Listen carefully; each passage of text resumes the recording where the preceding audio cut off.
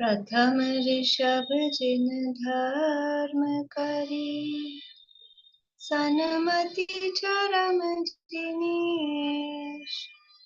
विघ्न हरन मंगल करम, भवतम दुरित दिनेश।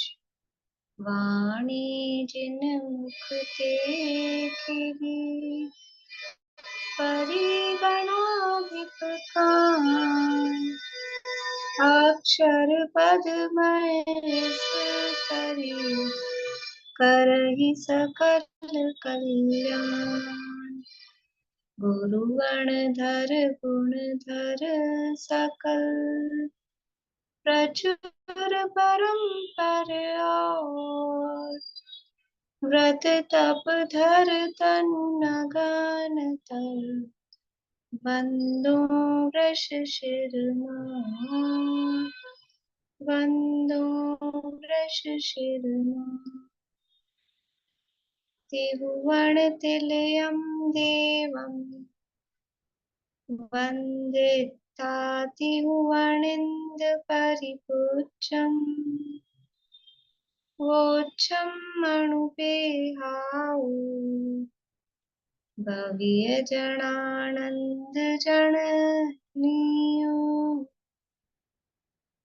त्रिभुवन तिलक शत इंद्र वंदित, देव श्री अरहंत को। कर नमन करूं अनुप्रेक्षाएं, भव्य को सुख कर हो।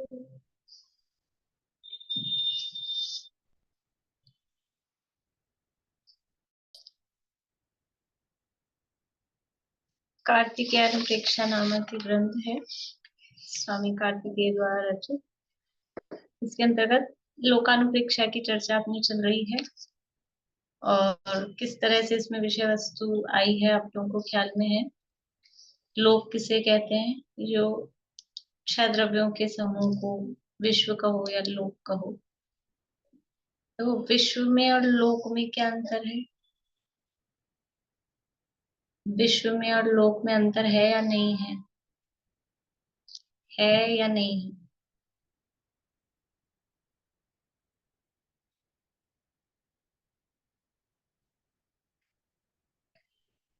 एक तो लोग तो नहीं है कह रहे हैं, बाकी लोग सोचने पड़ रहे हैं कि प्रश्न क्यों पूछा है। इसलिए जवाब नहीं दे रहे। सामान्य रूप से हम एक अर्थ में लेते हैं विश्व और लोक, लेकिन जब विश्व कहते हैं तो वो थोड़ा व्यापक है। विश्व में अलोक भी शामिल है। लोकालोक वो पूरा विश्व है ना, तो विश्व में तो अलोक भी शामिल है, लेकिन लोक में लोक ही है। तो छह द्रव्यों के समूह को लोक कहते हैं। तो यद्यपि छह द्रव्यों के समूह में आकाश द्रव्य अखंड है, वो पूरा आ ही जाता है, लेकिन जब अपन लोक शब्द कहते हैं तो वहां पर्टिकुलर इतना एरिया लोक और अलोक ऐसा हो जाता है। तो इस तरह से अंतर भी कह सकते हैं। सामान्य रूप से एक अर्थ में अपन कहते हैं। तो षड द्रव्यात्मक लोक की यहाँ चर्चा चल रही है। और षड द्रव्यात्मक लोक में लोक का भौगोलिक स्वरूप तो बहुत स्टार्टिंग में थोड़ा सा यहाँ बताया था, सामान्य रूप से बात कर आदि। और फिर छह द्रव्यों का स्वरूप यहाँ बता रहे हैं। तो विस्तार से जीव का स्वरूप देखा, संसारी जीव के बहुत डिटेल में अपन ने जीव समास आदि संख्याएं आदि सब देखी। उसके बाद में पुद्गल धर्म धर्म आकाश काल का स्वरूप बताकर अब द्रव्यों का सामान्य स्वरूप की चर्चा यहाँ पर बताई जा रही थी कि किस तरह से द्रव्य गुण पर्याय की जो वस्तु व्यवस्था जिसे कहते हैं, वस्तु व्यवस्था किस प्रकार से है, किस तरह से उनमें परिणमन होता है, वो सारा यहाँ हमने देखा। और उसको भी अन्य मतों के परिप्रेक्ष्य में आचार्य देव ने न्याय शैली से यहाँ पर बताया कि अन्य मती किस तरह से क्या क्या मानते हैं। तो उनका खंडन भी साथ में होता गया और वस्तु व्यवस्था भी यहाँ हमने देखी। अब वो सब बताने के बाद में वापस से फिर समझ लो जीव की तरफ ही आ गए हैं, क्योंकि उनको सबको जानने वाला वो कौन है? वो जानने वाला तो जीव ही है। तो ख्याल में आ रहा है पर आप लोगों को कि किस तरह से वस्तु व्यवस्था देखा, द्रव्य और गुण और पर्याय, द्रव्य और गुण अभेद है कि भेद है, द्रव्य और पर्याय भेद है क्या भेद है। और यहाँ किस प्रकार से द्रव्य में शामिल है या नहीं है, ये सारी चीजें यहाँ पर अपन ने देखी थी। और फिर ये नया युगों का और बौद्धों की मान्यता कि बौद्ध जो मानते थे कि जो कुछ है वो सब ज्ञान ही ज्ञान है और ज्ञान के अलावा कुछ नहीं, वस्तु तो है ही नहीं दुनिया में, एक ऐसा मानते थे वो विज्ञान अद्वैतवादी। और दूसरे शून्यवादी, वो कहते थे कुछ है ही नहीं। तो उसमें कहा था वो जुट्टो महाजुट्टो की गाथा आई थी कि फिर तू कह रहा है कुछ है ही नहीं, तो तू है कि नहीं है भला आदमी? जो तू कह रहा है कि दुनिया में कुछ नहीं है, तो तू कहाँ से आया? और दिख रही है चीजें, दिखती हुई चीजों को भी कह रहा है कि नहीं है, ऐसा कैसे हो सकता है? ये सारी चर्चा यहाँ पर अपन ने देखी थी। और फिर इसके बाद में अब ये जो भी पदार्थ हैं, इससे वो आ गए ज्ञान पर कि जो दिख रही है चीजें, तो किसको दिख रही है, कौन देख रहा है इनको, वस्तुओं को देखने जानने वाला कौन है? तो वो ज्ञान है। ज्ञान के माध्यम से ये सब दिखाई दे रहा है। चाहे इंद्रिय गोचर हो, मतलब आंख, इंद्रिय मतलब आंख से दिख रही हो तो अपने को दिख ही रही है, कह ही रहे हैं। आंख से नहीं भी दिखती है तो भी ज्ञान से जानने में आती है। बहुत सारी चीजें, ये पुद्गल भी बहुत सारे आंख से तो क्या है, खाली वर्ण दिखाई देता है। इसके अलावा हल्का भारी रूखा चिकना खट्टा मीठा ये आंख से दिखता है क्या? ये सब अन्य इंद्रियों से जाना जा रहा है। तो वो अन्य इंद्रियों से कैसे जाना जा रहा है? कि ज्ञान के माध्यम से जाना जा रहा है। इन्हीं सबको जानने वाला वो ज्ञान ही है। तो भी ये तो मूर्त है, चाहे हल्का भारी जानने में आए, चाहे रूखा चिकना जानने में आए, चाहे मीठा खट्टा जानने में आए, ये तो स्पर्श रस गंध वर्ण है, तो मूर्त है। मूर्त को तो जान ही रहा है, अमूर्त को भी ज्ञान जानता है कि नहीं जानता है? अपना ज्ञान, मेरा ज्ञान, आपका ज्ञान अमूर्त वस्तुओं को जानता है कि नहीं जानता है? कौन सी अमूर्त वस्तु को जानता है? कौन सी अमूर्त वस्तु को जानता है? उत्कल के अलावा जो और सब द्रव्य वो अमूर्ति, तो बात खुद जीव भी एक तरह से अमूर्ति है, वो खुद वो भी तो जानता है ज्ञान। बढ़िया, खुद को जानते हैं। और धर्म धर्म आकाश काल को हम जानते तो है ना कि है ऐसा, जो भी अनुमान से जानते हैं। हम प्रत्यक्ष नहीं जानते, आंख से तो दिखेंगे ही नहीं, अमूर्त है। प्रत्यक्ष हम नहीं जानते, लेकिन हम अनुमान से जानते हैं। अनुमान है परोक्ष ज्ञान। और ये परोक्ष ज्ञान कोई झूठा नहीं होता है, ज्ञान का ही टाइप है। तो परोक्ष ज्ञान से जानते हैं, अनुमान से जानते हैं। तो अनुमान कैसे करते हैं? कि हम चल रहे हैं, रुक रहे हैं, स्थान ले रखा है, परिणमन हो रहा है। चलो चलना उठना धर्म अधर्म तो हो सकता है एक बार ख्याल नहीं आए, परिणमन तो ख्याल में आता ही है ना, काल तो सब समझ में आता ही है ना, कि जो परिणमन हो रहा है, टाइम बीत रहा है। तो उसको हम कैसे टाइम दिखता है क्या, काल दिखता है क्या? टाइम दिखता है नहीं, घड़ी, घड़ी टाइम थोड़ी ना है, ये तो पुद्गल है। जो समय बीतता जा रहा है वो समझ में आता है कि नहीं? वो ज्ञान से ख्याल में आ रहा है कि टाइम बीत रहा है। ये जो परिणमन हो रहा है, वस्तुओं में जो परिणमन हो रहा है, तो हमको अमूर्त भी, हमको अभी वर्तमान में जितना सा ज्ञान है उसमें भी हमको ख्याल में आता है। तो इन सबको जानने वाला वो ज्ञान है। उस ज्ञान का स्वरूप हमने देखा था 253 नंबर गाथा में, कि जो अनेक धर्म युक्त आत्मा तथा पर द्रव्यों को अपनी योग्यता से जानता है, उसको निश्चय से ज्ञान कहते हैं। जो अनेक धर्म युक्त यानी सब द्रव्यों को अपनी योग्यता से, तो इसमें ये अपने योग्य को लिखा था अपन ने, इसको अपनी योग्यता से किया था कि अपनी योग्यता से जानता है। जिसकी इसमें अपनी योग्यता कहकर जिस ज्ञान की जितनी कैपेसिटी है, अभी हमारे पास अल्प ज्ञान है तो उतना जानता है, ज्यादा ज्ञान हो जाएगा तो अधिक जानेगा, इस तरह से। तो वह अपनी योग्यता से जानता है, उसके लिए आगे ज्ञानों का स्वरूप बता रहे हैं। तो सकल प्रत्यक्ष केवल ज्ञान का स्वरूप, ये भी चर्चा अपनी हो गई थी कि जो ज्ञान सभी लोक को और अलोक को, सभी लोक को तथा सब आलोक को प्रकाशित करता है, वह सर्व प्रत्यक्ष केवल ज्ञान है। प्रत्यक्ष का मतलब क्या है? प्रत्यक्ष का क्या मतलब है? जो बिना इंद्रियों की सहायता से जानता है। इंद्रिय और मन की सहायता के बिना आत्मा से। प्रत्यक्ष का मतलब है कि डायरेक्ट अपने से, और अपन मतलब कि आत्मा से, स्वयं से जानता है। ज्ञान स्वयं कौन है?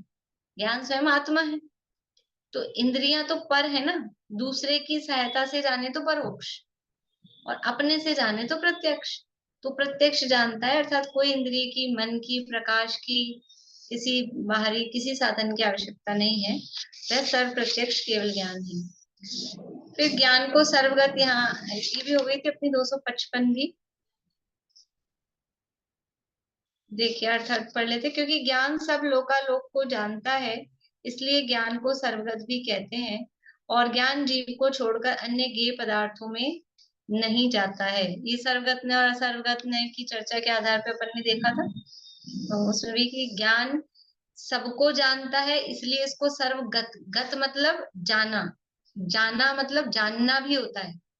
जो गत, गमनार्थक धातुएं होती हैं, वो दोनों अर्थों में आती हैं, जानने में भी और जाने में भी। तो सर्वगत का मतलब है सबको जानता है, तो सबको जानता है उसी को कहते हैं सब में पहुंच गया है, सर्वगत है।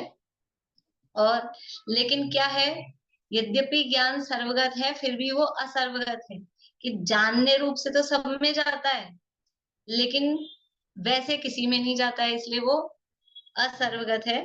तो ज्ञान जीव को छोड़कर अन्य ज्ञेय पदार्थों में नहीं जाता है, ऐसा वो सर्वगत और असर्वगत दोनों प्रकार से है।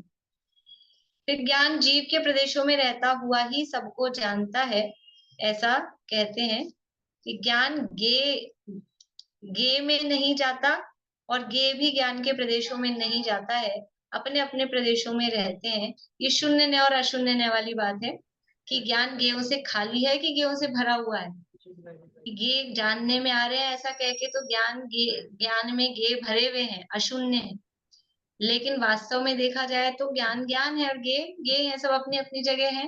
एक भी ज्ञेय ज्ञान में घुसा नहीं है, इसलिए वो उससे शून्य है। तो वो दोनों चर्चाएं यहाँ सर्वगत असर्वगत, शून्य अशून्य, ये चर्चाएं यहाँ अपनी हुई थी। अब अपने को 257 गाथा की चर्चा करनी, बोलिए रजनी। ये 255 गाथा में जो ये है, जीव को छोड़कर अन्य पदार्थों में नहीं जाता है, इसको थोड़ा सा एक्सप्लेन। अन्य पदार्थों में नहीं जाता है मतलब, जब कहा ना ज्ञान सर्वगत है मतलब सब में पहुंच जाता है, तो पहुंच जाता है का मतलब निकल के इसमें चला गया, ज्ञान किताब में चला गया, इसका ज्ञान तो उधर चला गया। तो चला गया तो यहाँ से हट के वहां पहुंच गया। जैसे मैं यहाँ से मुंबई चली गई, आपके पास आ गई, तो मैं यहाँ नहीं रही, वहां पहुंच गई। तो ऐसा ज्ञान गेहूं में चला गया तो ज्ञान अब आत्मा में नहीं रहा, उसमें पहुंच गया, ऐसा नहीं होता।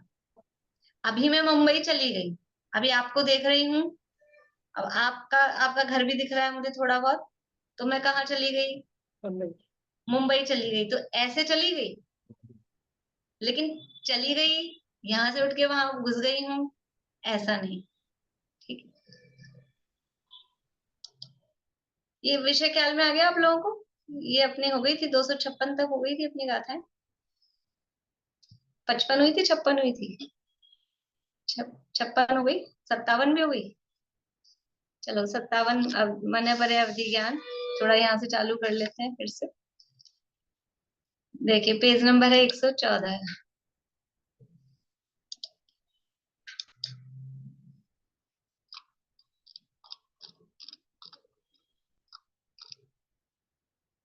गाथा पढ़ते हैं। अब मन परे ज्ञान, अवधि ज्ञान तथा मति और शुद्ध ज्ञान की सामर्थ्य कहते हैं। मणपज्जय विन्नाणम ओहि नाणम च देश पच्चखम मयि सुयनाणम कमसो विशद परोक्षम च। मन पज्जय विन्नाणम, मन परे ज्ञान, और ओहिनाणम अवधि ज्ञान, मन परे ज्ञान अवधि ज्ञान, च देश प्रत्यक्षम वो कैसे हैं, देश प्रत्यक्ष, एक देश आंशिक रूप से प्रत्यक्ष है। मयि सुय नाणम, मयि मति सुय श्रुत नाणम ज्ञान, मति शुद्ध ज्ञान क्रम से, विशद परोक्षम परोक्षम च वो कैसे हैं, क्रम से, विशद यानी प्रत्यक्ष और परोक्ष यानी परोक्ष। तो मति ज्ञान प्रत्यक्ष भी है परोक्ष भी है, विशद यानी प्रत्यक्ष, परोक्ष यानी परोक्ष। मति ज्ञान प्रत्यक्ष भी है परोक्ष भी है। और सुयनानम श्रुत ज्ञान वो परोक्षम चे वो परोक्ष ही है। कम सो लिखा है ना, तो क्रम से लगाना है कि मति ज्ञान तो प्रत्यक्ष भी परोक्ष भी दोनों है। शुद्ध ज्ञान परोक्ष ही है, और मने परे और अवधि ज्ञान वो देश प्रत्यक्ष है, ये यहाँ कहा है। तो देखिए, मने परे ज्ञान और अवधि ज्ञान को एक देश प्रत्यक्ष कहा, और अवधि ज्ञान को कह रहे हैं वो प्रत्यक्ष भी है और परोक्ष भी है, तो उसको भी एक देश कह देते ना। फिर प्रत्यक्ष भी है और परोक्ष भी है, ऐसा क्यों कहा, दो दो शब्द क्यों दिए, उसकी चर्चा अपन करेंगे। और शायद मेरे को ध्यान है कि मैंने उस दिन परिभाषाएं नहीं पूछी थी आप लोगों से, तो मैंने कहा था कि मैं आपसे पूछूंगी परिभाषाएं, और कुछ ज्यादा लंबा गैप हो गया तो आप लोग तो भूल गए, लेकिन मुझे याद आ गया। अब आप भूल भी गए हो तो भी कोई बात नहीं, बहुत बार पढ़ चुके हैं, इसलिए पूछूंगी तो सही में। ठीक है, और ये तो हमेशा अपने को पांचों ज्ञानों की परिभाषा है, और ये कुछ विषय है ना कि पहले तत्वार्थ सूत्र के पहले अध्याय की विषय वस्तु है, समझ लीजिए। तो कुछ चीजें याद भी होनी चाहिए अपने को, और अभी नहीं है कोई बात नहीं, मैं बार बार मैं पूछूंगी तो मेरे पूछते पूछते आप लोगों को याद हो जाएगी, आप लोगों को टेंशन लेने की जरूरत नहीं है कि हमको रटनी पड़ेगी। मैं तो पूछूंगी हर बार, जब नाम आएगा, जब शब्द आएगा, तो वो आपको सुन सुन के याद हो जाएगी, बस आप लोग बने रहें। छूट जाएंगे बीच में तो बात अलग है।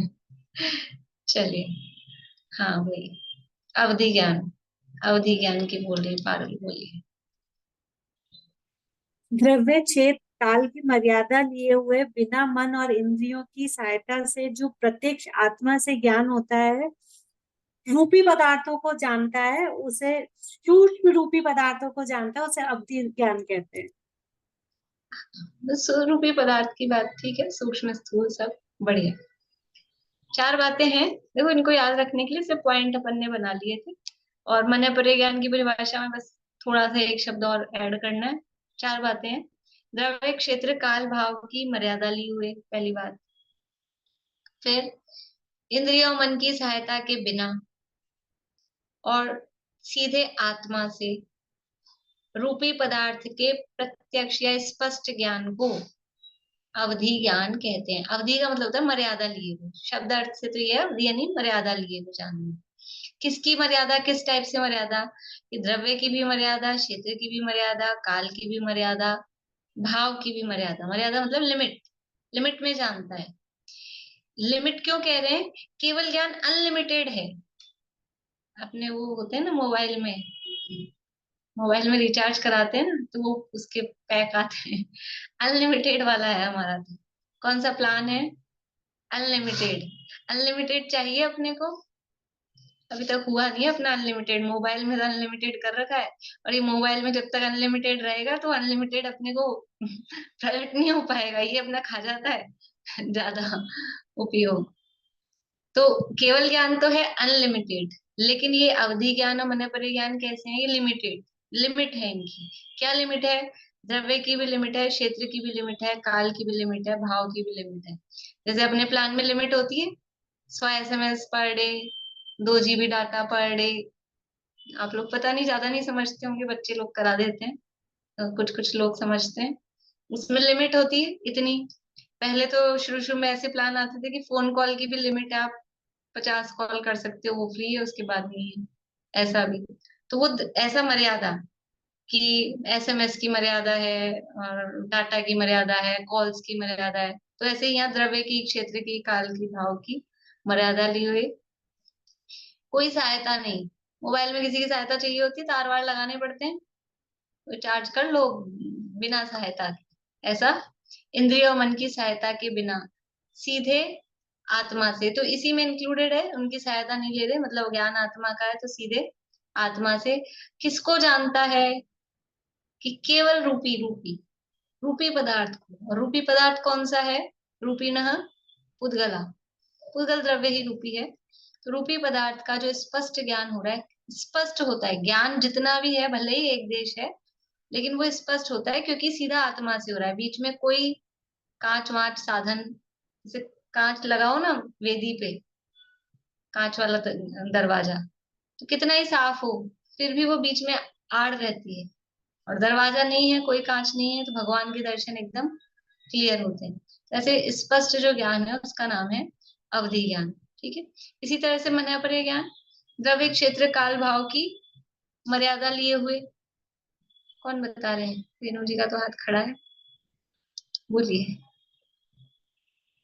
द्रव्य क्षेत्र काल भाव की मर्यादा लिए हुए इंद्रिय और मन की सहायता के बिना दूसरे के सरल और कुटिल मन के भावों दूसरे के सरल कुटिल अ, मन के विचारों को या भावों को जो स्पष्ट जानता है, सीधे आत्मा से जो स्पष्ट जानता है, वो मन प्रिय ज्ञान होता है। और इसमें साथ में ये भावलिंगी मुनिराजों को ही होता है। ठीक बात है। द्रव्य क्षेत्र काल भाव की मर्यादा लिए हुए इंद्रिय मन की सहायता के बिना सीधे आत्मा से, तीन चीजें तो सेम है वही। अब क्या है कि वहां था रूपी पदार्थ के स्पष्ट ज्ञान को, यहाँ पर है दूसरे के मन में स्थित, दूसरे के मन के विकल्प रूप जो रूपी पदार्थ हैं, मन के विकल्प हैं वो भी रूपी होते हैं। तो दूसरे के मन में स्थित जो रूपी पदार्थ है या दूसरे के मन के विकल्प रूपी पदार्थों को जो स्पष्ट जानता है, ऐसा जो भावलिंगी मुनिराजों का ज्ञान होता है उसको मनपरय ज्ञान कहते हैं। या फिर ये ज्ञान भावलिंगी मुनिराजों को ही होता है, वो साथ में बता देना चाहिए अपने को। तो इस तरह से ये मनपरय ज्ञान हुआ। अब है मति ज्ञान। मति ज्ञान किसे कहते हैं?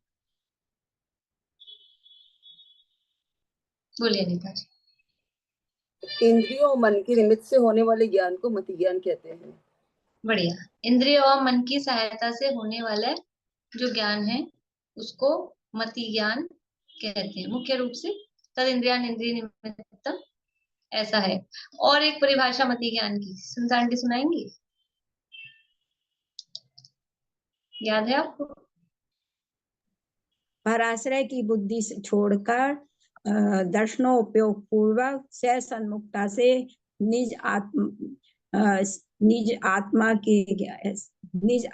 को होने वाले निज आत्मा के ज्ञान को मति ज्ञान कहते हैं।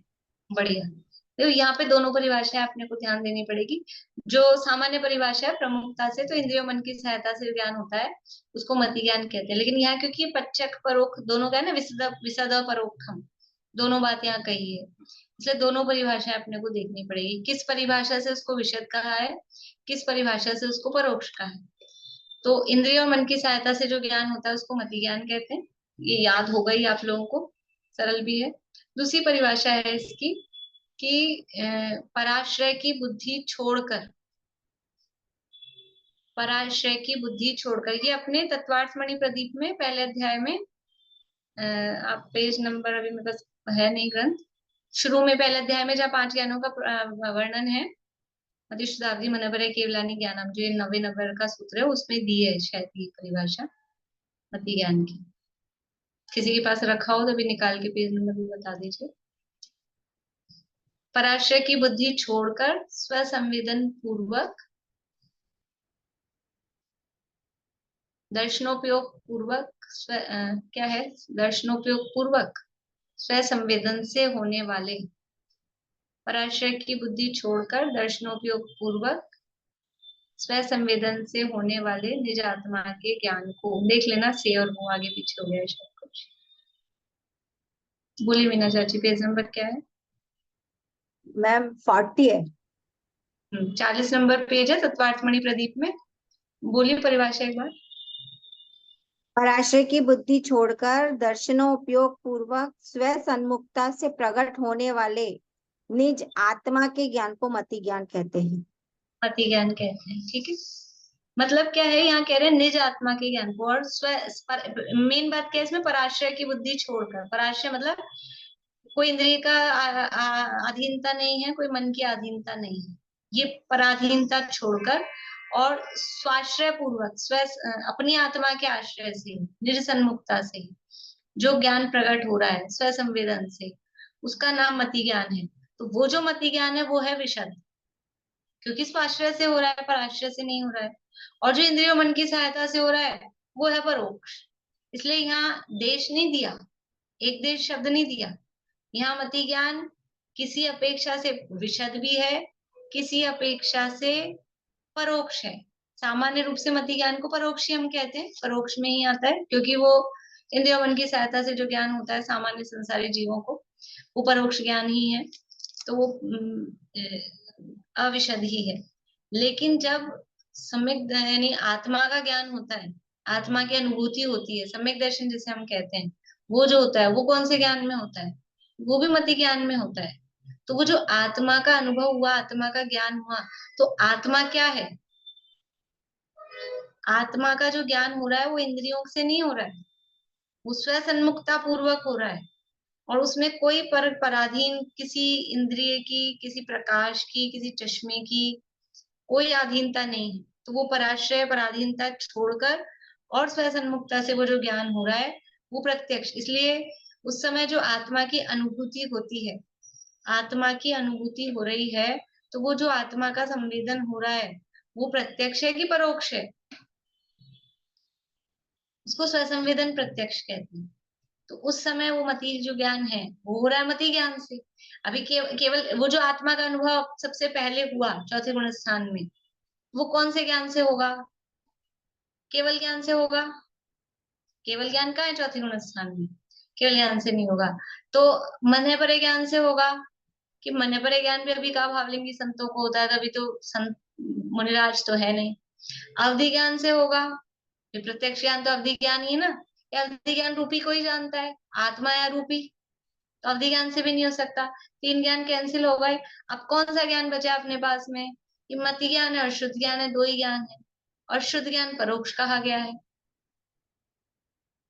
ठीक है, किसी अपेक्षा से वहां शुद्ध ज्ञान को भी कभी प्रत्यक्ष कहते हैं, अभी यहाँ शुद्ध ज्ञान को परोक्ष कहा, तो वो शुद्ध ज्ञान भी परोक्ष है, तो शुद्ध ज्ञान भी नहीं हो रहा है। तो अब ये कौन सा ज्ञान है? कि मति ज्ञान। मति ज्ञान में ही आत्मा का अनुभव होता है। कहीं कहीं शुद्ध ज्ञान में भी कहते हैं, तो दोनों को यथायोग्य समझ लेना।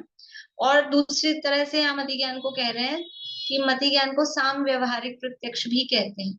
लोक व्यवहार में भी वो जो इंद्रिय मन की सहायता से होने वाला जो ज्ञान है, उसको भी, उस इंद्रिय मन वाले को, ये पराशय की बुद्धि छोड़कर वाला ये वाला नहीं, जो इंद्रिय मन की सहायता से जो ज्ञान हो रहा है उसको भी दुनियादारी में प्रत्यक्ष कहते हैं। कैसे कहते हैं?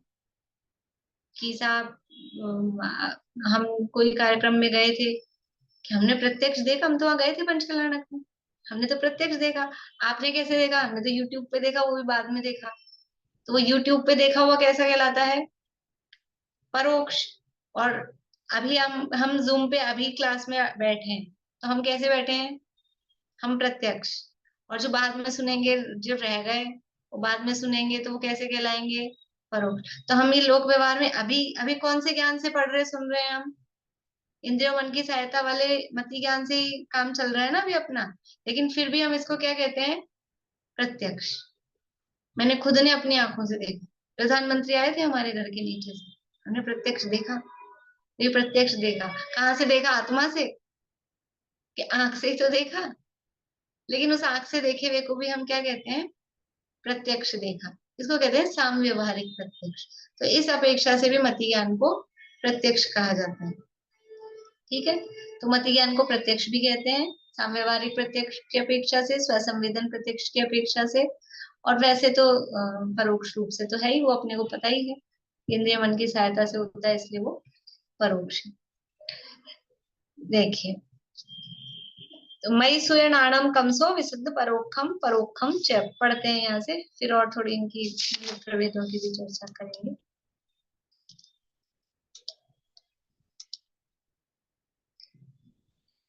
मन परे ज्ञान और अवधि ज्ञान ये दोनों तो देश प्रत्यक्ष हैं, और मति ज्ञान और शुद्ध ज्ञान क्रम से प्रत्यक्ष और परोक्ष है। एक शुद्ध ज्ञान की परिभाषा और रह गई है, अपने शुद्ध ज्ञान की परिभाषा बोलिए निशा जी। मति ज्ञान के द्वारा जाने हुए पदार्थ के संबंध से अन्य पदार्थों को, संबंध से अन्य पदार्थ के अन्य पदार्थ को जानने वाले ज्ञान को शुद्ध ज्ञान कहते हैं। हाँ, मति ज्ञान पूर्वक होता है शुद्ध ज्ञान। मति ज्ञान पूर्वक जो ज्ञान होता है उसको शुद्ध ज्ञान कहते हैं। शुतम मति पूर्वम, ये सूत्र दिया है, शुतम मति पूर्वम, कि शुद्ध ज्ञान है वो मति ज्ञान पूर्वक होता है। मति ज्ञान पूर्वक जो ज्ञान होता है उसको शुद्ध ज्ञान कहते हैं। दूसरी तरह से श्रुत का अर्थ सुनकर भी करते हैं, तो सुनकर जो ज्ञान हो, लेकिन सुनकर में अकेला कर्ण इंद्रिय वाला ही आ जाता है, रह जाता है। इसलिए श्रुत ज्ञान मतलब मति ज्ञान पूर्वक जो ज्ञान होता है, मति ज्ञान से जाने हुए पदार्थ के संबंध से विशेष जानने वाला ज्ञान, वो शुद्ध ज्ञान कहलाता है। तो जब मति ज्ञान परोक्ष है, तो शुद्ध ज्ञान कैसा होगा? वो भी परोक्ष ही होगा। और मति ज्ञान इंद्रिय मन की सहायता से हो रहा है, तो वो शुद्ध ज्ञान भी तत्संबंधी इंद्रिय मन की सहायता से कहा जाता है।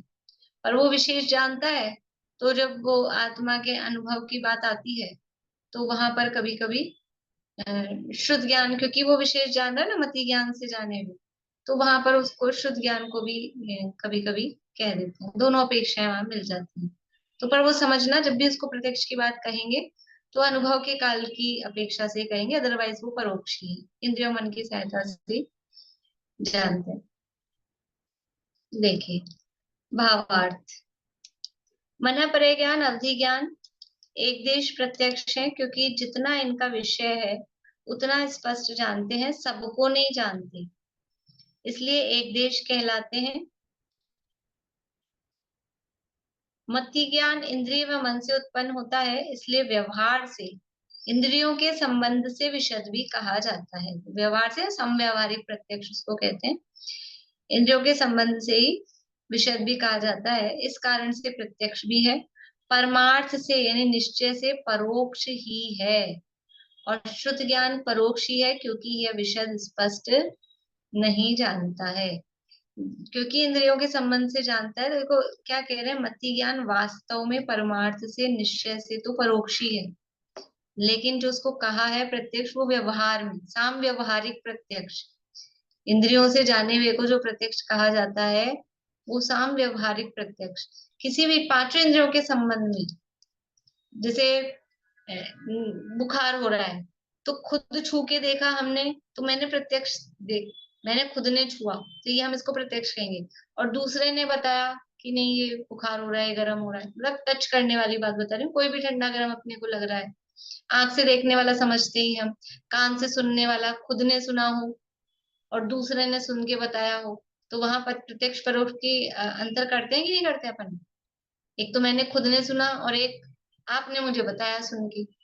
तो आपने बताया वो परोक्ष हो गया, मैंने अपने कान से सुना वो प्रत्यक्ष हो गया। ऐसा करके वो व्यवहार से ही उसको प्रत्यक्ष कहा जाता है। वास्तव में मति ज्ञान परोक्ष ही है, ऐसा यहाँ कह रहे हैं। बोलिए। जैसे भी अपनी सामायिक में बैठते हैं या अपनी आत्मा के ध्यान करने की कोशिश करते हैं या कुछ करते हैं, तो उस वक्त ये ज्ञान प्रत्यक्ष मति ज्ञान कहला सकता है? नहीं नहीं, जब तक विकल्पात्मक चल रहा है तब तक तो परोक्ष ही है। वो तो जब अनुभव होगा, फीलिंग आएगी, तभी उसको प्रत्यक्ष कहेंगे।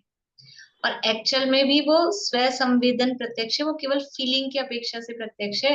आत्मा के प्रदेश वहां प्रत्यक्ष नहीं होंगे तब भी। वो तो नहीं दिखे, लेकिन जैसे अपन फीलिंग करते हैं, जैसे ध्यान में एकजुट होके बैठे या कुछ अपने सोचा आत्मा के मन, वो भी नहीं होगा। और वो विकल्पात्मक है ना, तब तक तो परोक्ष है।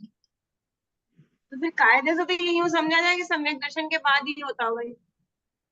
सम्यक तो मतलब अनुभव के दशा में है, उसको प्रत्यक्ष, वो भी प्रत्यक्ष की भी अपेक्षा है। इसलिए परमार्थ से तो परोक्ष ही है। मति शुद्ध ज्ञान वास्तव में तो परोक्ष ही, वो किसी अपेक्षा से हम उसको प्रत्यक्ष कह रहे हैं। अब ये प्रत्यक्ष कैसे हो सकता है? क्योंकि इंद्रिय तो है ही ना वहां पे, चाहे खुद के द्वारा सुना गया हो या किसी और के द्वारा सुनी गई हो।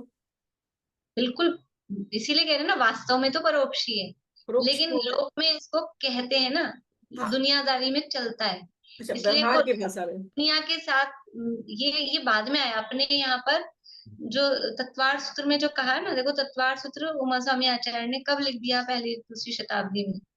तभी कुंद आचार्य के शिष्य थे उमा स्वामी आचार्य। तो आद्य परोक्षम प्रत्यक्षम अन्यत्, ये सूत्र तभी लिख दिया। और ये जो साम्यवारिक प्रत्यक्ष वाली बात आई है, ये अकलंग देव ने बाद में, क्योंकि अन्य मत में और दुनिया में तो प्रत्यक्ष ये चलता था कि ये प्रत्यक्ष है, ये प्रत्यक्ष है। तो फिर उनके साथ में समझ लो कि हाँ, इसको हम व्यवहार से प्रत्यक्ष कह देंगे, एक्चुअल में तो वो परोक्ष ही है। तो ये साम्यवारी प्रत्यक्ष वाली बात को अन्य मतों के समझ लो, उनके इम्प्रेशन मतलब उनके साथ में बातचीत करने के हिसाब से तब ये रखी गई। इसीलिए यहाँ पे भी देख लगा है, परमार्थ से, निश्चय से, परोक्षी है, क्योंकि इंद्रियों की सहायता से हो रहा है ना, सीधे आत्मा से नहीं हो रहा।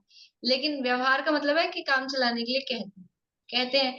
अभी दुनिया में तो ऐसे भी चलता है, आंखों देखा तो सच्चा, कानों सुना झूठा, मतलब उसमें भी प्रत्यक्ष परोक्ष का अंतर करते हैं ना दुनिया में। तो आंख से देखा हुआ वाली बात को जबकि खुद के ही कानों से सुना हो तो भी उसको परोक्ष कर देंगे, और आंख से देखा होगा तो प्रत्यक्ष मानेंगे। ऐसा भी दुनिया में चलता है, तो वो दुनियादारी के हिसाब से उसको कहा गया। अगर हमारे पास चॉइस हो कि है ना दोनों में से राइट क्या है, प्रत्यक्ष या परोक्ष शुद्ध ज्ञान के लिए, तो आप अपने को क्या करना पड़ेगा, परोक्ष करना पड़ेगा या प्रत्यक्ष? अगर सिंगल ही है मतलब तो परोक्ष ही है, और अगर दोनों हो तो दोनों में दोनों का साइन होगा, दोनों को टिक करना पड़ेगा। तो वो उसके साथ वही लगाया जाएगा, साम व्यवहारिक प्रत्यक्ष। मतलब ऐसा प्रत्यक्ष नहीं कह सकते उसको सीधा सा प्रत्यक्ष। अच्छा, अगर ऐसा है तो उसको परोक्ष ही बोलेंगे, अच्छी बोले, परोक्ष ही बोलेंगे, बिल्कुल। वो अपेक्षा लगा के ही उसको साम्यवहारिक प्रत्यक्ष अथवा स्वसंवेदन प्रत्यक्ष। इसलिए मैं स्वसंवेदन के काल में भी उसको ऐसा नहीं कह रही हूँ कि वो स्वसंवेदन प्रत्यक्ष है, कि वो केवल फीलिंग प्रत्यक्ष है। जैसे उसके लिए ऐसा कहते हैं, मिश्री खाई अपन ने, है ना, अंधे ने किसी अंधे व्यक्ति को मिश्री खिलाई, तो उसको मिश्री की मिठास प्रत्यक्ष है कि परोक्ष है? प्रत्यक्ष है कि परोक्ष है? मिश्री की मिठास उसने खाई ना, तो प्रत्यक्ष है, वो फीलिंग उसको खुद को आई है। लेकिन मिश्री उसको प्रत्यक्ष है कि परोक्ष है? मिश्री तो दिख नहीं रही उसको आंख से। तो ऐसे ऐसे ही जो चौथे गुण स्थान में आत्मा का अनुभव होता है, चौथे गुण स्थान में जो आत्मा का अनुभव होता है, तो वो फीलिंग तो अंधे की मिश्री की जैसे प्रत्यक्ष होती है, लेकिन आत्मा दिखता है क्या? आत्मा के प्रदेश, जैसे मिश्री अभी हमको हाथ पे रख के मिश्री दिखती है, ये ऐसी मिश्री है, सफेद है, हार्ड है, जो भी है ऐसी है, वो हमको दिखती है आंख वाले को। अंधे को ऐसे नहीं दिखती है। ऐसे ही हम अभी केवल ज्ञान नहीं है ना, तो केवल ज्ञान के अभाव में अंधे हैं, तो वो आत्मा का अनुभव होता है तो उसका स्वाद तो आता है, वो स्वसंवेदन प्रत्यक्ष है। लेकिन आत्मा के प्रदेश, मतलब जैसे मिश्री दिखती हो ऐसे आत्मा के प्रदेश दिखते हो, ऐसा नहीं होता। वो आत्मा के प्रदेश दिखते हैं केवल ज्ञान में। कैसे दिखते हैं? आंख से नहीं। केवल ज्ञानी भगवान के पास आंख नहीं है, शिवोपम ज्ञान नहीं है, मति ज्ञान नहीं है। केवल ज्ञान में आत्मा के प्रदेश दिखाई देते, असंख्यात प्रदेश दिखाई देते, तब तो बताए हैं असंख्यात प्रदेश है। तो वहां पर भी चौथे गुण स्थान में जो आत्मा का अनुभव हो रहा है, वो स्वयं संवेदन की अपेक्षा से ही प्रत्यक्ष है। ऐसा प्रत्यक्ष नहीं है कि आपको आत्मा दिख रहा है, मतलब प्रदेश दिख रहे हैं। कोई ऐसा समझ ले कि वहां आत्मा को प्रत्यक्ष कहा है, तो केवल वो फीलिंग प्रत्यक्ष, फीलिंग हुई है। वो पेट में दर्द हो रहा है आपने अभी, मान लो सिर में दर्द हो रहा है, तो वो फीलिंग ही है ना प्रत्यक्ष। कोई दर्द दिखता थोड़ी ना है, वो फीलिंग प्रत्यक्ष है, बस उस अपेक्षा से उसको प्रत्यक्ष कहते। क्लियर है? किसी को कोई कंफ्यूजन तो नहीं? चलिए,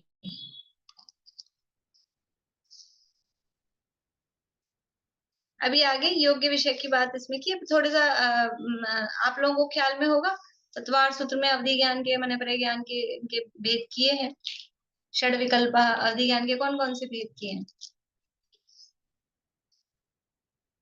बोले विनीता आंटी।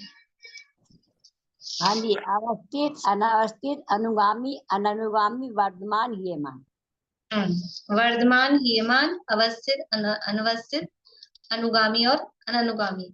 इसके अलावा प्रतिपाती, अप्रतिपाती, ऐसे भी भेद करते हैं। मतलब 6 भेद सूत्र में दिया है ना। भव प्रत्ययो वधेर देवनारकाणाम, शिवक्षम निमित्त है, षड विकल्प है, शेषाणाम, सूत्र दिए हैं। तो अवस्थित अनवस्थित मतलब कुछ अवधि ज्ञान ऐसा होता है कि जैसा प्रकट हुआ वैसा ही रहता है, कुछ ऐसा है घटता बढ़ता रहता है। तो अवस्थित मतलब जैसा है वैसा बना रहेगा। कुछ है कि कभी कम हो रहा है, ज्यादा हो रहा है, घट रहा बढ़ रहा है, वो अनवस्थित है। फिर है वर्धमान, हीयमान, कि जितना प्रकट हुआ उससे बढ़ता जाए बढ़ता जाए बढ़ता जाए, वो है वर्धमान। और एक ऐसा है कि जितना प्रकट हुआ फिर घटता जाए घटता जाए घटता जाए, वो है हीयमान। ये बढ़ना घटना कैसे होता है, और ये अवधि ज्ञान प्रकट हो रहा है वो भी कैसे होता है? ये विशुद्धि, विशुद्धि विज्ञान की विशेषता है ना। विशुद्धि से एक नियम आपको बताया था, कषायों की अधिकता होती है तो ज्ञान कम होता है, कषाय कम होती है तो ज्ञान बढ़ता है, दोनों का एंटी है। तो जब प्रकट हुआ था तो विशुद्धि अधिक थी, मतलब कषाय मंद थी, तो अधिक प्रकट हुआ, फिर बाद में विशुद्धि डाउन डाउन डाउन हुई, तो वो ज्ञान भी घटता घटता है। ज्ञान घट रहा है मतलब अधि ज्ञान ना, द्रव्य क्षेत्र काल भाव की मर्यादा लिए हुए, तो द्रव्य क्षेत्र काल भाव की मर्यादा वो कम हो गई, कम जानने में आने लगा इस तरह से। तो वो घटता हुआ और बढ़ता हुआ, तो बढ़ता हुआ वर्धमान, घटता हुआ हीयमान। अब इसमें आगे कई समझ लो आप लोग विशेष ग्रंथ कभी पढ़ेंगे तो ये नाम आएंगे, उसके उदाहरण भी आएंगे, जैसे तीर्थंकरों को वर्धमान होता है, बढ़ता बढ़ता जाता है, इस तरह से। सामान्य मनुष्य को किसी को हुआ तो हीयमान भी हो सकता है। फिर है अनुगामी और अननुगामी। अनुगामी और अनुगामी का मतलब है साथ साथ चले, कि जिस क्षेत्र में जाए। अब उसमें भी दो तरह से है, क्षेत्रानुगामी और भवानुगामी। मतलब अगले भव में भी चला जाए साथ तो वो भवानुगामी। और केवल यहाँ पर मतलब इसमें भी अलग अलग टाइप से होता है कि इस क्षेत्र में उत्पन्न हुआ, मैं जयपुर में हूँ, जयपुर में उत्पन्न हुआ तो जयपुर में मेरे साथ रहेगा, मैं बम्बई चली गई तो वहां नहीं काम करेगा। जैसे अपने इनकी रेंज नहीं होती, कोल्डलेस वगैरह फोन होते हैं घर में, तो उसका जहाँ पे मशीन लगी हुई है तो कितनी रेंज में वो काम करेगा, फिर ज्यादा दूर चले जाओगे तो काम नहीं करेगा। और मोबाइल होता है, कहीं भी जाओ हर जगह चलता है, और उसमें भी है कि किसी के नेटवर्क मतलब अच्छा वाला नहीं हो तो वो अननुगामी हो जाता है, वो घर जाके कहीं पहुंचो तो डब्बा हो जाता है। और फिर किसी किसी क्षेत्र का हो जाता है, तीर्थ क्षेत्रों पे जाओ तो वहां नेटवर्क नहीं आता है, पहाड़ों के बीच में ऐसी जगह हो तो वहां फोन को ले जाके बंद कर दो सूटकेस में, बेकार हो गया, चल ही नहीं रहा है। तो ऐसे ही वो अवधि ज्ञान कहीं कहीं साथ काम करता है, कहीं काम नहीं करता है, तो अनुगामी अननुगामी इस तरह से। इस भाव में क्षेत्र के आधार पर भी अगले भाव वाला भी अगले भाव में भी चला जाता है। जैसे जो देवगति से आ रहे हैं तीर्थंकर, नरक से आ रहे हैं तीर्थंकर, उनका जो अवधि ज्ञान है वो कौन सा होगा? तीर्थंकर दो ही जगह से आते हैं, या तो देव से आएंगे या नरक से आएंगे। कंफर्म है ना इतना? तो कोई मनुष्य तिरंज से आके तीर्थंकर नहीं बनते। और देव से और नरक से आ रहे तो वहां क्या था? पिछले भाव में उनको अवधि ज्ञान था ही था। ठीक है, तो वो अवधि ज्ञान और तीर्थंकर जन्म से ही मतिशुद्ध अवधि ज्ञान के धारी होते हैं, ये भी अपन ने पढ़ सुन रखा है। तो वो पिछले भाव वाला ही जो अवधि ज्ञान है वो उनका कंटिन्यू होता है, साथ ही रहता है, तो वो उनका अवधि ज्ञान कैसा है? अनुगामी, साथ में ही आया है। ठीक है ना, जन्म से। बोलिए आशा बेटी। इसमें आगे एक सूत्र है ना, लब्धि प्रत्यय है, उसमें किसको लेंगे? मुनिराजों को। एक और है ना इसमें आगे अवधि ज्ञान, तो उसमें तेजसमपि उसके साथ आया है। इसमें ही है ना लब्धि प्रत्यय, अवधि ज्ञान में तो नहीं। नहीं नहीं, वो तो शरीरों के साथ में आया है, वैक्रिय तेजस शरीर के साथ में आया वो सूत्र, तो यहाँ नहीं आया है, देख लीजिएगा आप। फिर इसी तरह से प्रतिपाती और अप्रतिपाती अवधि ज्ञान होता है कि एक तो अवधि ज्ञान ऐसा होता है कि अवधि ज्ञान अप्रतिपाती मतलब है अवधि ज्ञान हुआ और अब वो केवल ज्ञान लेके ही छूटेगा, अप्रतिपाती नीचे नहीं गिरेगा। और एक अवधि ज्ञान सामान्य रूप से ऐसे कि अवधि ज्ञान हुआ है, छूट जाएगा, वापस से मति शुद्ध ज्ञान पे आ जाएगा, रह जाएगा, तो वो अप्रतिपाती और प्रतिपाती इस तरह से। तो इस तरह से और भी है, धवला आदि में दिए एक क्षेत्र अवधि ज्ञान, अनेक क्षेत्र मतलब अवधि ज्ञान जो उत्पन्न भी होता है ना, तो उत्पत्ति के उसके चिन्ह होते हैं शरीर में। कुछ जैसे आप लोगों ने सुना होगा तीर्थंकरों के शरीर पे कुछ चिन्ह बने होते हैं, लक्ष्य ये 1008 चिन्ह होते हैं, उसमें से 900 तो सामान्य होते हैं तिल वगैरह, और 108 होते हैं वो विशेष। कोई जैसे यहाँ बना होता है श्रीवत्स, कोई कलश बना है, कोई झारी बनी है, कोई स्वस्तिक, इस तरह के पूरी बॉडी में उनके बने होते हैं। तो अवधि ज्ञान भी कुछ नाभि के ऊपर कहीं कोई इस तरह के चिन्ह होते हैं, तो वहां से कहीं किसके कहाँ से प्रकट हो रहा है। कुअवधि ज्ञान है वो नाभि के नीचे से, सुअवधि ज्ञान है वो नाभि के ऊपर से, इस तरह की रहती है। तो किसी को अवधि ज्ञान प्रकट हुआ वो एक पर्टिकुलर कहीं जो कोई चिन्ह है वहां से एक क्षेत्र से हुआ। किसी को ऐसा हो सकता है 2-3 जगहों से अवधि ज्ञान, मतलब अब वो कैसे उत्पन्न होता है वो थोड़ा अपने को ऐसा लगता है कि किस तरह से होता होगा, क्योंकि अभी अपने को है नहीं और प्रत्यक्ष ज्ञान का अपने को आइडिया नहीं है कि कैसे है, कि अपने को आंख नाक कान से वाले ही ज्ञान का आइडिया है। लेकिन वो ऐसा कहते हैं, मतलब शास्त्रों में आता है, कहते हैं का मतलब कि वो जैसे नाभि से या नाभि के ऊपर कोई शंख का चिन्ह है या कोई वज्र का चिन्ह है, वहां से वो उत्पन्न होता है। तो वो उस जगह पर कोई जो आत्मा के प्रदेश है, ज्ञान है, वहां से वो कंसंट्रेट होके कंसंट्रेशन करके, प्रकट तो सर्वांग में ही है और आंख वाँख की उसमें जरूरत है नहीं, पर वो वहां से प्रकट होता है। तो ऐसा एक क्षेत्र अनेक क्षेत्र, ऐसा भी भेद उसमें किए जाते हैं। इस तरह से ये अवधि ज्ञान। और दूसरी तरह से ये तो 6 अपन ने देखे, और कोई भेद ख्याल में अवधि ज्ञान के?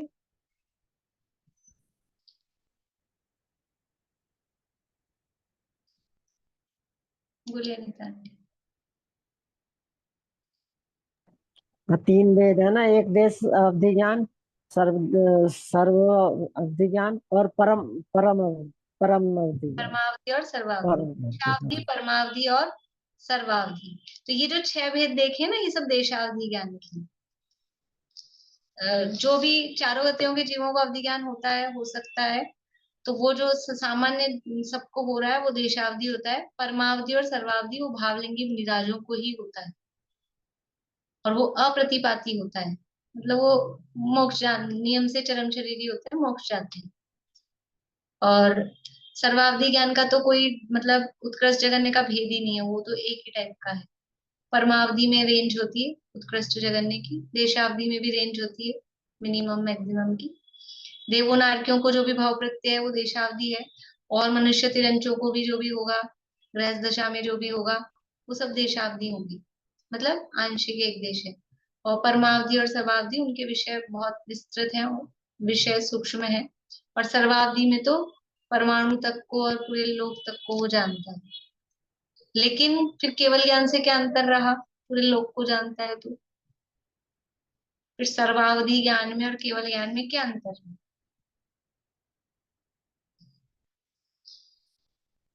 बता सकते हैं? बोलिए दीपिका जी। अवधि ज्ञान में तो वो तो रूपी पदार्थ को ही जानेगा ना। बहुत बढ़िया। केवल ज्ञान तो 6 द्रव्यों को जानता है, रूपी रूपी सबको, और ये केवल रूपी पदार्थों को जानेगा, इतना अंतर है। बढ़िया। तो इस तरह से ये सामान्य रूप से अवधि ज्ञान की बात बनने की, मन अपरे ज्ञान की और 1-2 मिनट में कर लेते हैं सामान्य सी। मन अपरे ज्ञान के 2 भेद हैं, ऋजुमति और विपुलमति। ऋजुमति यानी सरल मन में स्थित बातों को जो जानता है, मतलब सीधा सीधा सा जो विचार किया है करेगा कराएगा, मतलब भूतकाल में किया, वर्तमान में कर रहा है, भविष्य में करेगा, ऐसा सिंपल इजी, उसको जानता है, वो कहलाता है ऋजुमति मन पर ज्ञान। और एक होता है कुटिल मन। कुटिल मन ऐसे है कि पता ही नहीं, जैसे अपन अपनी भाषा में बोलते खिचड़ी चलती रहती है मन में, क्या सोच रहा है, क्या करेगा क्या नहीं करेगा, ऐसा। तो जो विपुलमति मन पर ज्ञान है वो ऐसे कुटिल मन में स्थित भी, और चिंतित, अर्ध चिंतित, अचिंतित, विचार किया, आधा किया, नहीं किया, सबको वो जान लेता है, ऐसा वो विपुलमति मन पर ज्ञान होता है। सब पहले अध्याय का विषय है अपना चतुर्थ सूत्र का, उसमें भी यही प्रतिपाती और अप्रतिपाती वाला विशुद्ध प्रतिपाताभ्याम तद विशेष सूत्र दिया। उसमें जो ऋजुमति है उसमें विशुद्धि कम है कंपैरेटिवली, विपुलमति में विशुद्धि अधिक है। और जो विपुलमति मन पर ज्ञान है वो अप्रतिपाती है, मतलब वो केवल ज्ञान लेके ही छूटता है, नीचे नहीं गिरता है। इस तरह से ये इनके भेद थे। इतना समय हो गया है, बाकी अब कल इसमें आगे की चर्चा अपन करेंगे। डिटेल बहुत है, और भी इसमें बारीकी में जाए, ऋजुमती विफलमती किस तरह से ऋजुमान होता है, ऋजुकाय होती है, फिर कभी करेंगे चर्चा। अभी तो इतना विषय नहीं था, मैंने सोचा थोड़ा रिवीजन हो जाए अपना पुराना विषय, इस हिसाब से। चलिए अभी यहीं पूरा करते हैं। जिनवाणी स्थिति। सुमन जी आप बोलिएगा।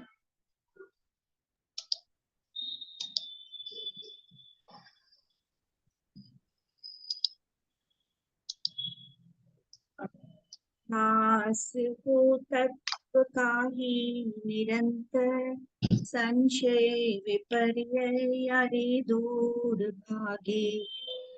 जिनागम पढ़े और पढ़ावे सभी को, सदा ज्ञान दीपक सुजलता हो आगे। जिन आज्ञा हो शीश पर नित हमारे, समाधान हो ज्ञानमय सुखकारी। गुरुवर का गौरव सदा हो हृदय में, बहे ज्ञान धारा सुआनंदकारी। वस्तु स्वभावमयी सुखमय, प्रकाशे जगत में अनेकांत सम्यक। ऊंचा रहे ध्वज सदा स्याद्वादी, निर्दोष सद्ज्ञान जयवंत वर्ते। सर्वज्ञ शासन जयवंत वर्ते, निर्ग्रंथ शासन जयवंत वर्ते।